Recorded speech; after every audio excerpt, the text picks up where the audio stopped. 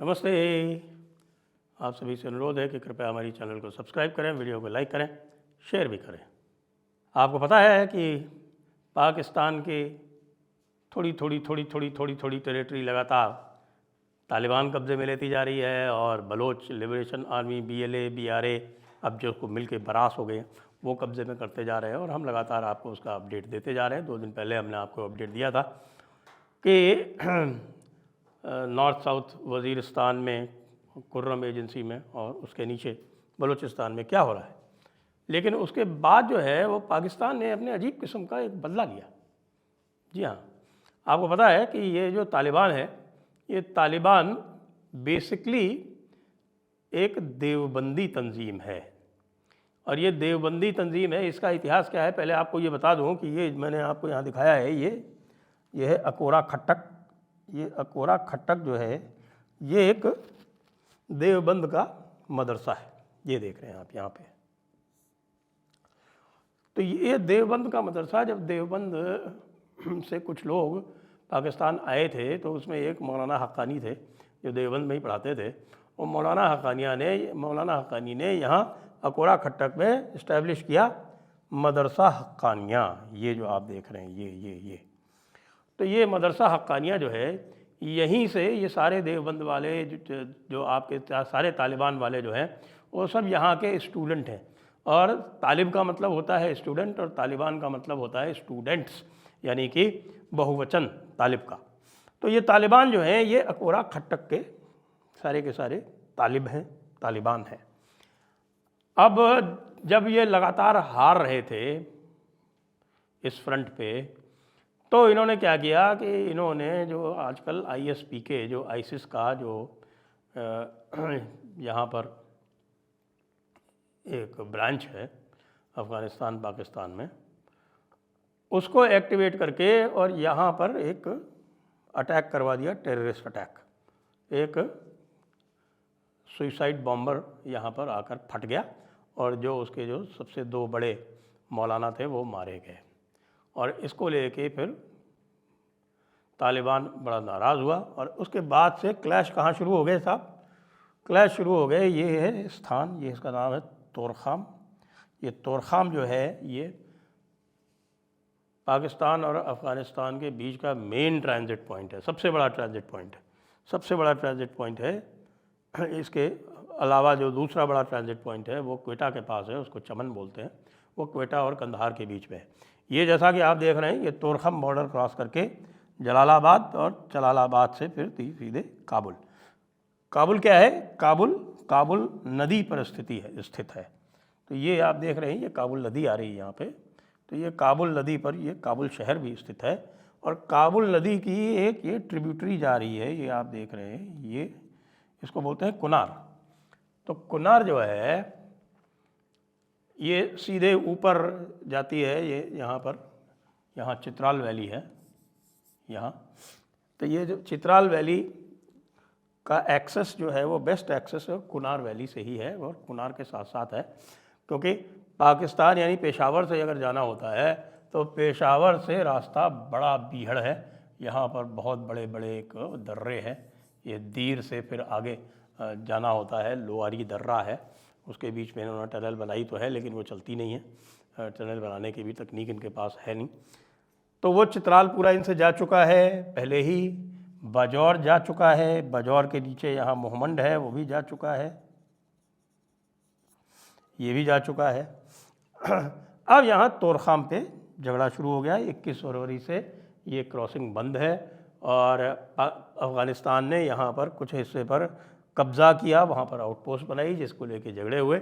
और लेटेस्ट ये है कि भाई कल फिर यहाँ पर 14 पाकिस्तानी सोल्जर्स मारे गए और उनकी 3 आउटपोस्ट जो हैं वो वहाँ के जो पाकिस्तानी जो सैनिक थे वो छोड़ के भाग गए।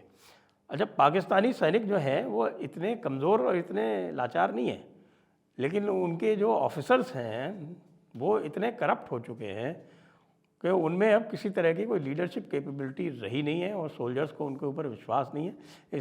इसलिए ये कई बार अब देखने में आया है, क्योंकि सोल्जर्स ऊपर वालों के ऊपर भरोसा नहीं करते, उनकी बात पे भरोसा नहीं करते, इसलिए जब इस तरह की कोई दिक्कत आती है तो वो छोड़ के भाग लेते हैं।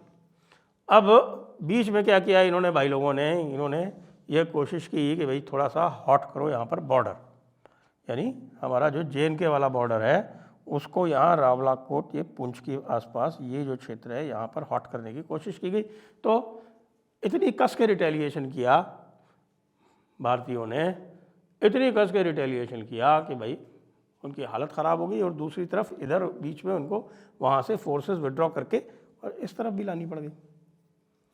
अब ये देखिए आप कि कल जयशंकर जी जो थे वो चेथम हाउस में थे एक टॉक में लंदन में उनके साथ जो बदतमीज़ी करने का प्रयास किया गया वो उसी तरह का है जैसे US में किया जाता था जब वहाँ पर डेमोक्रेट्स थे।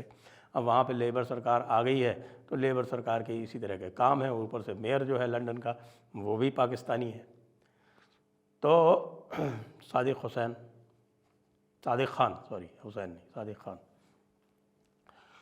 तो भाई कल कहा गया, एक जर्नलिस्ट साहब खड़े हुए और उन्होंने पूछा, बल्कि एक अनाउंसमेंट किया डॉक्टर जयशंकर को और कहा कि let me make you nervous ji.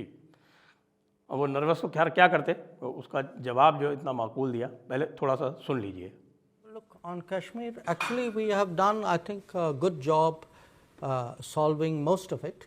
I think removing Article 370 was step number one. Then restoring growth and economic activity and social justice in Kashmir was step number two. Holding elections, which were done with a very high turnout, was step number three. I think the part we are waiting for is the return of the stolen part of Kashmir, which is on the under illegal Pakistani occupation. When that's done, I assure you, Kashmir solved. जो सवाल पूछा गया कि भाई आप जो है वो डोनाल्ड ट्रंप आपके मित्र हैं तो उनको आप इंगेज करके क्या आप कश्मीर प्रॉब्लम सॉल्व कर देंगे क्या, तो जयशंकर जी ने कहा कि भाई देखो, नंबर एक तो हमने वहाँ से धारा 370 हटा दी तो वो प्रॉब्लम सॉल्व हो गई। नंबर दो, हमने वहाँ इलेक्शन करवा दिए, वो प्रॉब्लम सॉल्व हो गई। नंबर तीन, जो वहाँ पे भेदभाव हो रहा था तो हमने वहाँ पे जो सोशल जस्टिस की हमारी स्कीम्स हैं वो लागू करा दी। मतलब वो रेफ़र कर रहे थे कि जिस तरह से भेदभाव होता था, SC ST का रिजर्वेशन नहीं था, ट्राइबल्स का रिजर्वेशन नहीं था, जो वहाँ पर एक स्टेट सब्जेक्ट वाला रूल था जिसमें बाहर के लोगों को सिटीज़नशिप नहीं मिलती थी, महिलाओं के साथ भेदभाव था, जो वेस्ट पाकिस्तान रेफ्यूजीज़ थे उनको जो स्टेट की सिटीज़नशिप नहीं दे रखी थी, अलग से सिटीज़नशिप थी स्टेट की, वो स्टेट सिटीज़नशिप हटा दी, इंडियन सिटीज़न सारे के सारे हैं, सबके बराबर हो गए, सबके अधिकार। तो वो गया कि वो सोशल जस्टिस हमने वहाँ पे कायम कर दिया।